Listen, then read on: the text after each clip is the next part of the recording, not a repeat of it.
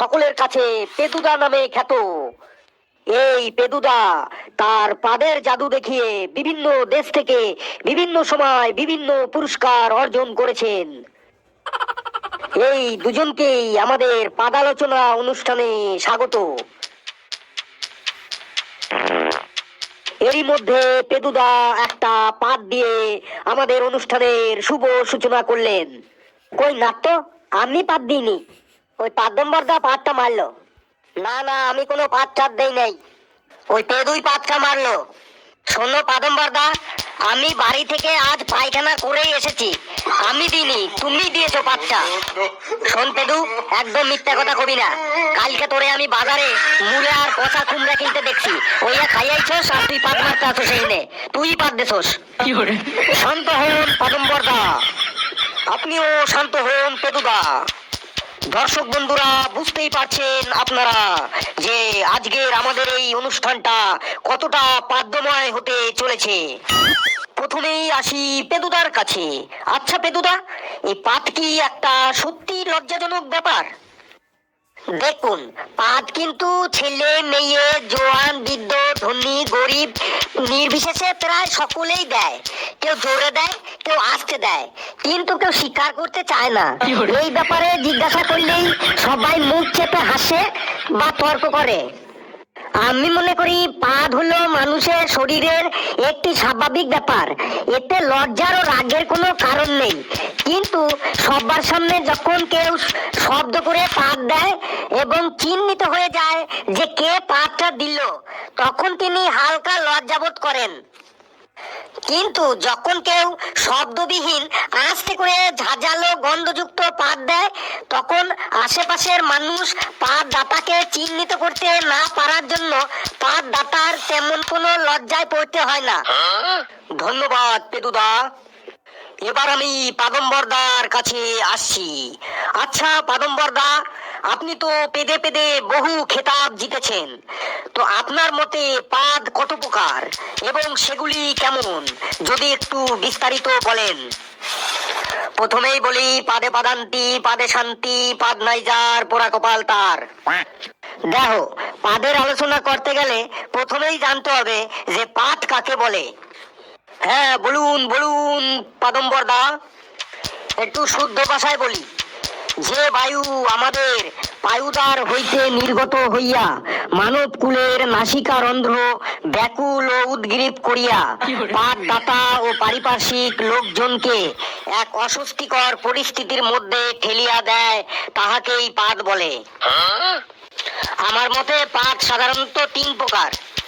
না না, কখনোই না, পাদ 3 প্রকার নয়, পাদ 4 প্রকার। আমারে আগে কইতে দে, তারপরে তুই কবি। আপনি তাহলে 3 প্রকার বলছেন কেন?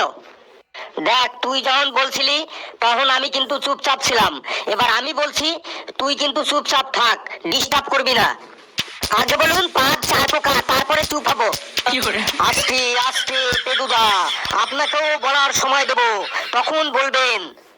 বেশ পাদম্বরদা, আপনি বলুন।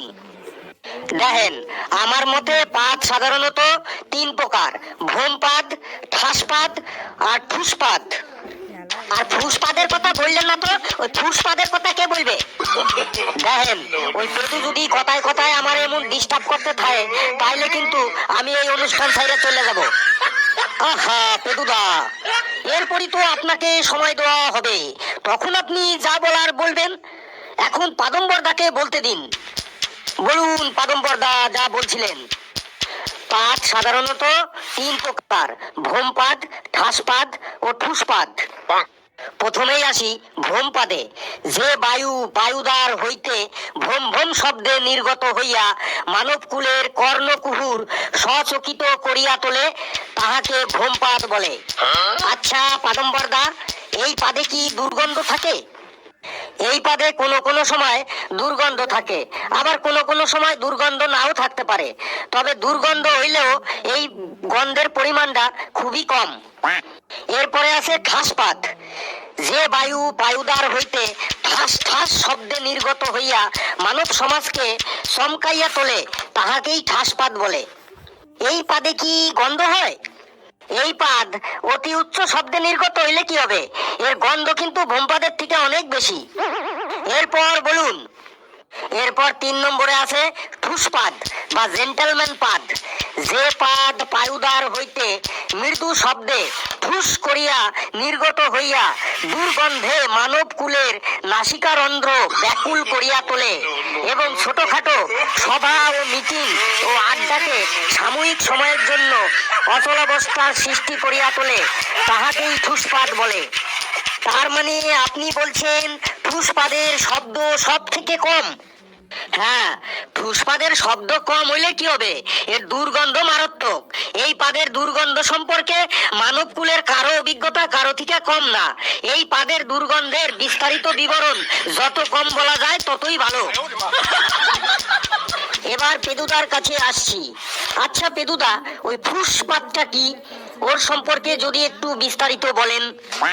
কেউ যদি অনেকক্ষণ ধরে পায়খানা চেপে রাখে, তখন পেটের মধ্যে যে গ্যাস উৎপন্ন হয়, সেই গ্যাস যখন পায়ুদার দিয়ে খুব ধীর গতিতে নিঃশব্দভাবে বাইরে ফুস করে বেরিয়ে আসে, তখনই তাকে ফুসপাত বলে। এই ফুসপাদের গন্ধটা কেমন পেদুদা?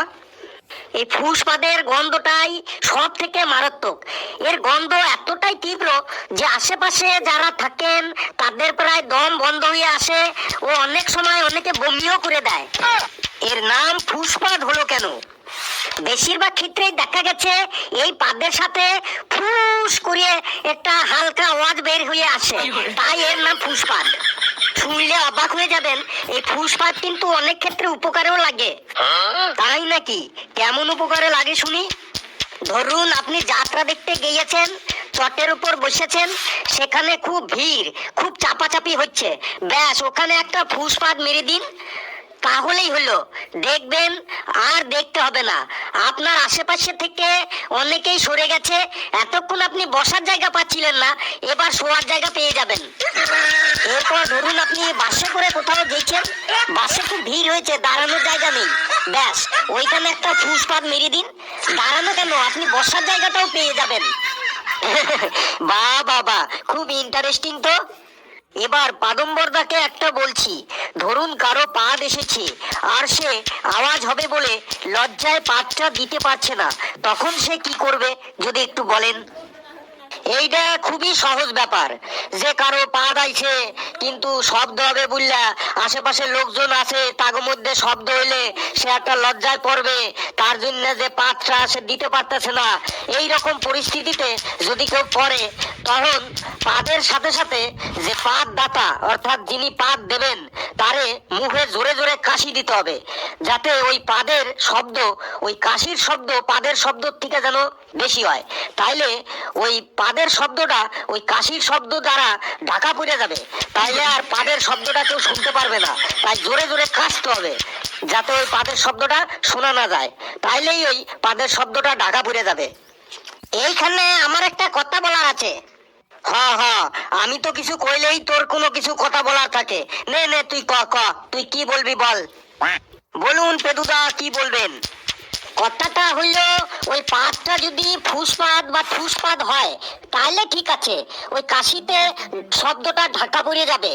কিন্তু পাদটা যদি ভ্রমপাদ হয় তাহলে কিন্তু মুশকিল, ওই কাশিতে কিন্তু কাজ হবে না, তখন কিন্তু সেই শব্দ বেরিয়েই যাবে।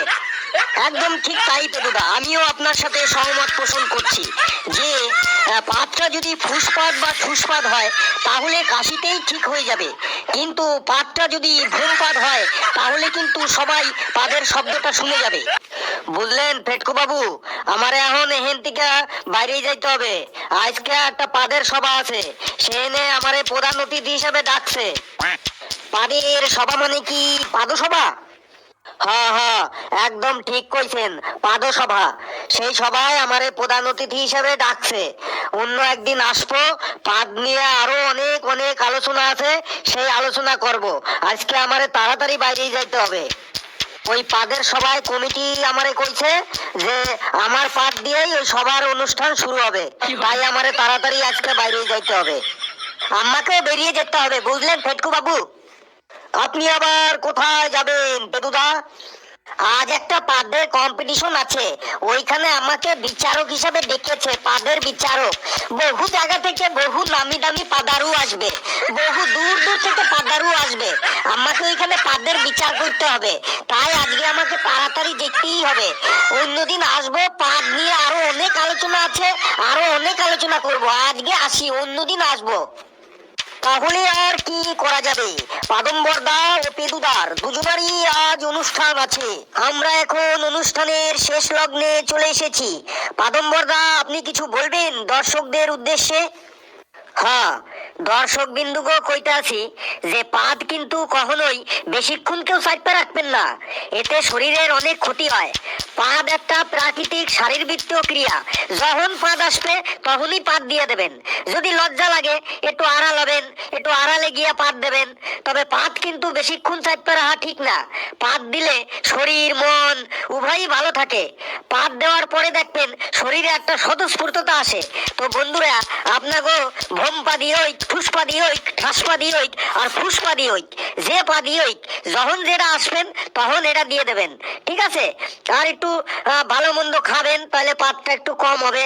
আর সকলে খুব ভালো থাকবেন, ঠিক আছে বন্ধুরা? পেদুদা, আপনি কিছু বলবেন আমাদের দর্শকদের? দেখুন, আমি ওই পাদম্বরদার সাথে একমত। যখন পাদ আসবে দিয়ে দেবেন, চেপে রাখবেন না। চেপে রাখলে কিন্তু শরীরের অনেক ক্ষতি হবে। আর আপনারা বেশি করে জল খাবেন, টাটকা শাকসবজি ফলমূল খাবেন, আর শরীর চর্চা করবেন, ব্যায়াম করবেন, তাহলে দেখবেন পাদ খুব কম হবে। কারণ পেটে গ্যাস হলেই তো পাদ হয়। যেন গ্যাসটা পেটে না হয় সেই রকম ভাবে চলাফেরা করবেন, খাওয়া দাওয়া করবেন, দেখবেন পাদটাও কম হবে। আর যদিও বা পাদ চলে আসে দিয়ে দেবেন, এতে লজ্জার কিছুই নেই, লজ্জার কি আছে? আর যদি লজ্জা লাগে, ওই পাদম্বরটা তো বললেই দিল, একটু আড়াল করবেন, একটু কাশি দেবেন, তাতে অনেকটাই কিন্তু ভালো লাগবে। আর পাদ কিন্তু দিলে আপনাদের শরীর মন সবই সুস্থ থাকে, আর স্বতঃস্ফূর্ততা কিন্তু চলে আসে। আর চেপে রাখলে কিন্তু ক্ষতি। তো বন্ধুরা, সকলে কিন্তু খুব ভালো থাকবেন। বন্ধুরা, ভিডিওটি কেমন লাগলো জানাবেন, ভিডিওটি লাইক করবেন, শেয়ার করবেন, আর চ্যানেলটিকে অবশ্যই সাবস্ক্রাইব করে আমাদের সাথে থাকবেন। সকলে খুব খুব ভালো থাকবেন। আসছি আবার নতুন হাসির মজার ভিডিও নিয়ে। সকলে হাসতে থাকুন, সুস্থ থাকুন, ভালো থাকুন।